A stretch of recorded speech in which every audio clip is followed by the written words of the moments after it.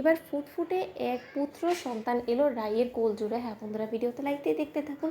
রাইকে labour রুমে নিয়ে যাওয়া মাত্রই ডক্টর অনির্বাণকে বলতে থাকে যে আপনি একদম টেনশন করবেন না মিস্টার সেন, আমরা আমাদের বেস্টটা দিয়ে ট্রাই করবো। যেহেতু ওনার ওয়াটার অনেক আগেই ব্রেক করে গিয়েছে, তাই আমাদেরকে ওনার নর্মাল ডেলিভারি করতে গিয়ে যথেষ্ট পরিমাণে ব্রেক পেতে হবে, কিন্তু তার শর্তেও আমরা আমাদের মতো করে চেষ্টা করবো। ঠিক সেই সময় অনির্বাণ বলতে থাকে যে ডক্টর, যদি এমন কোনো কন্ডিশন এসে দাঁড়ায় যে মা বা সন্তান কাউকে একজনকে বাঁচাতে পারবেন, তাহলে প্লিজ আপনারা আমার ওয়াইফকে নির্দ্বিধায় বাঁচাবেন।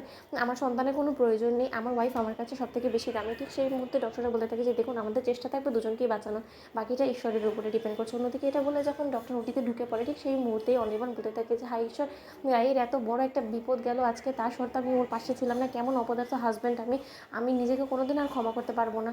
অন্যদিকে স্রোত এর থেকে শুরু করে রায়ের পরিবারের লোকেরা সকলে যখন ছুটে আসে হসপিটালে এবং অনির্বাণকে দেখে বলতে থাকে যে অনিদা, রায় দিদিভাই কোথায়, রায় দিদিভাইকে ওটিতে নিয়ে চলে গিয়েছে। ঠিক সেই মুহূর্তে অনির্বাণ বলতে থাকে যে হ্যাঁ, কিন্তু যাওয়ার আগে যে চাঞ্চল্যকর তথ্য আমাকে দিয়ে গিয়েছে, তারপরে আমি আর নীলুকে কোনো মতে ছেড়ে কথা বলবো না। অন্যদিকে রায়ের মা বলতে থাকে যে কেন বাবা, রায় কী বলেছে, নীলু কী করেছে, ও আবার কোনো রকম কোনো ষড়যন্ত্র করেছে?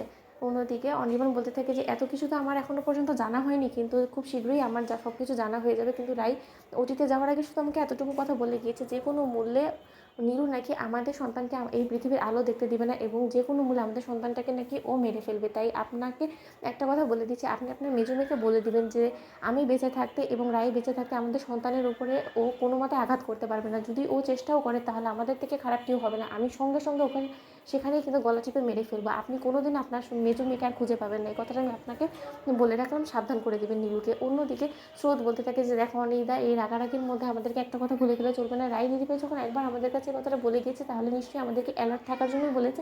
আমাদেরকে কিন্তু এই সন্তানটা বাইরে দেওয়া মাত্রই কিন্তু আমাদেরকে অ্যালার্ট থাকতে হবে, যাতে নীলু দিদিভাই কোনো মতে কোনো ছদ্মবেশ ধারণ করে যাতে এই সন্তানের ধারে কাছেও না ঘেঁষতে পারে।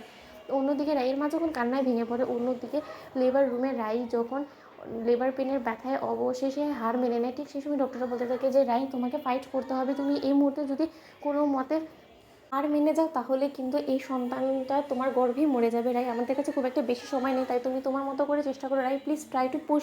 ঠিক সেই মুহূর্তে রাই বলতে থাকে যে না, ঈশ্বর কোনো মতেই নীলুর মতন অপরাধীকে জিততে দেওয়া যাবে না। যে কোনো মূল্যে আমার জীবনে দিয়ে হলো আমার সন্তানটাকে আমার পৃথিবীর আলো দেখাতেই হবে।